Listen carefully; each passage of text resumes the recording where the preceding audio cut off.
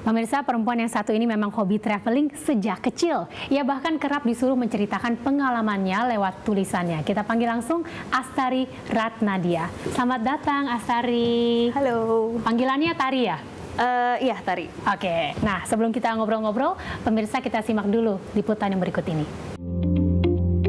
Bagi Astari Ratnadia, dunia traveling bukan hal baru. Sejak kecil, Tari kerap diajak bepergian oleh orang tuanya. Selain jatuh cinta dengan dunia traveling, ia juga hobi menulis. Usai lulus kuliah di 2016, Tari memutuskan full-time menjadi travel blogger dan membuat blog sendiri. Ia pun mengembangkan sayap setelah menerima tawaran kerjasama dari kementerian maupun perusahaan swasta sebagai travel blogger. Profesi ini membawa Tari keliling Indonesia dan menempannya menjadi pribadi yang tangguh dan tak gampang menyerah.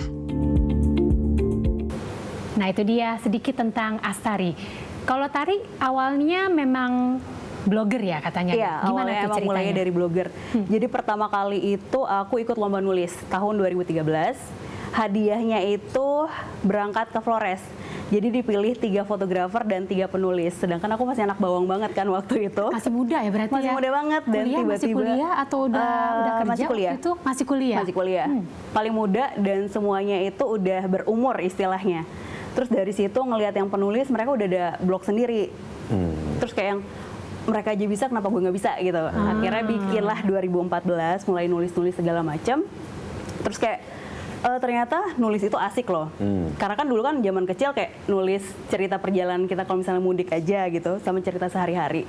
Jadi ketika udah nulis di blog, terus dipublish, terus ada yang komen, itu kayak kebanggaan tersendiri gitu loh.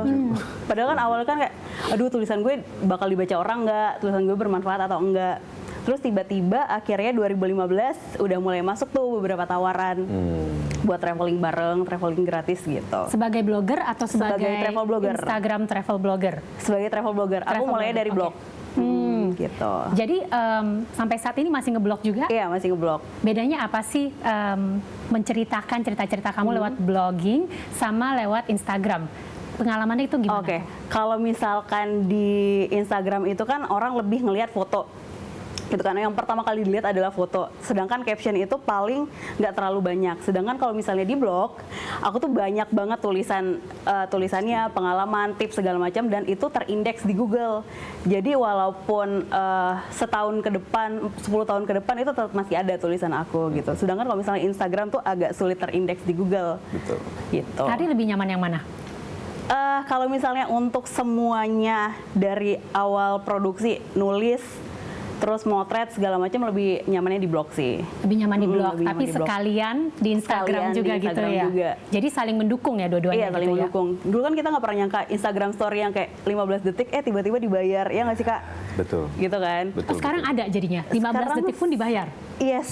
Wow, oke, Lumayan. kita akan ngobrol-ngobrol soal itu juga tentunya. Itu ladang uang itu. Iya, ladang uang banget. Instagram itu Instagram ladang itu uang ya? ladang uang. Oke, sedikit soal Instastory yang berbayar. Sebenarnya saat ini prosedur sistem pembayaran Instagram itu gimana sih? Prosedur pembayaran Iya, Instagram. maksudnya kayak Ayo. untuk per Instastory Oke. atau per Insta, Oke, jadi tuh dulu kan emang kita nggak pernah tahu apa yang kita share di Instagram Story cuma 15 detik tiba-tiba dibayar gitu. Itu juga aku baru tahu tuh sekitar 2015. Kak, red card Insta Story-nya berapa gitu. Terus untuk pembayarannya sendiri itu dari klien. Klien nanya ke kita red card kita berapa. Terus kita kasih lah segini. Terus dari mereka kalau misalnya oke, approval segala macam, kita bikin Instagram Story. Biasanya untuk payment itu kurang lebih 2 minggu. 2 minggu mereka bayar ke kita. Jadi paket-paketnya tuh gimana sih? Paket-paketnya ada yang untuk Instagram Story aja, ada Instagram foto post dan Instagram Story. Kadang juga ada yang dari blog. Misalnya untuk satu paket blog kira-kira bakalan ini nggak sih dikasih bonus nggak Instagram Story gitu. Jadi kayak ada bundle. Pendukungnya, Bundle ya. Oke, tapi biasa untuk sekali ngambil paket itu eksklusif atau tidak? Enggak. Jadi Aku nggak bebas mau aja. eksklusif sih. Gimana? Kalau Kalau aku Asoka pribadi. gimana? Kalau aku sih biasanya tergantung dari kemauan klien. Contohnya ada beberapa brand yang sok please kita mau eksklusif sama lo selama setahun gitu. Jadi kalau misalnya dia udah dari awal dibilang eksklusif, jadi udah nggak bisa dapetin ngambil kompetitor yang lain. Rata-rata kalau misalnya aku emang demennya yang eksklusif karena dia jangka panjang, uangnya lebih besar.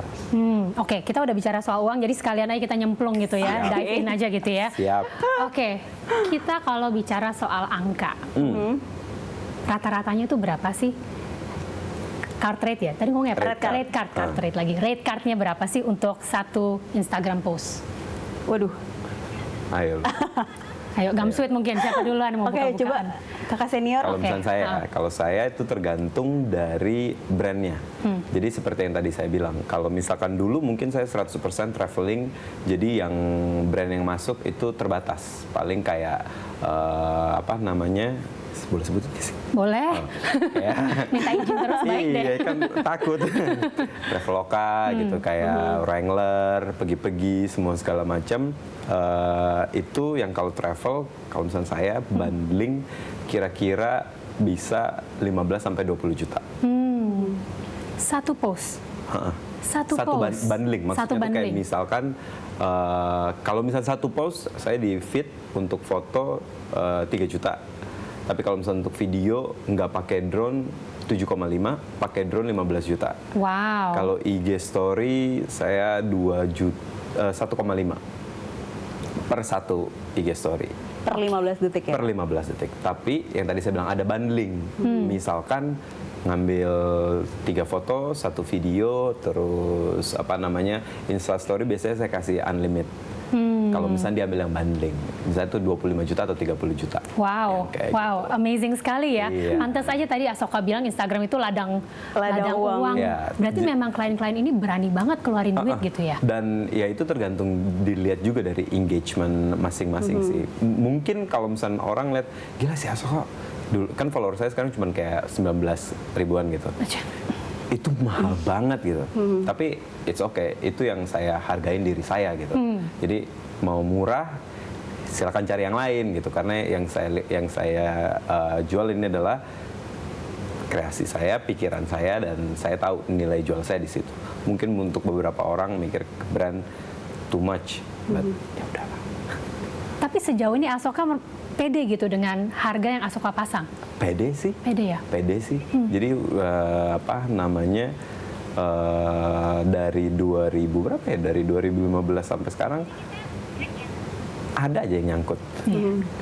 Belum dengan hitungan inflasi gitu ya, harganya naik terus. Exactly. Oke, kita break dulu ya.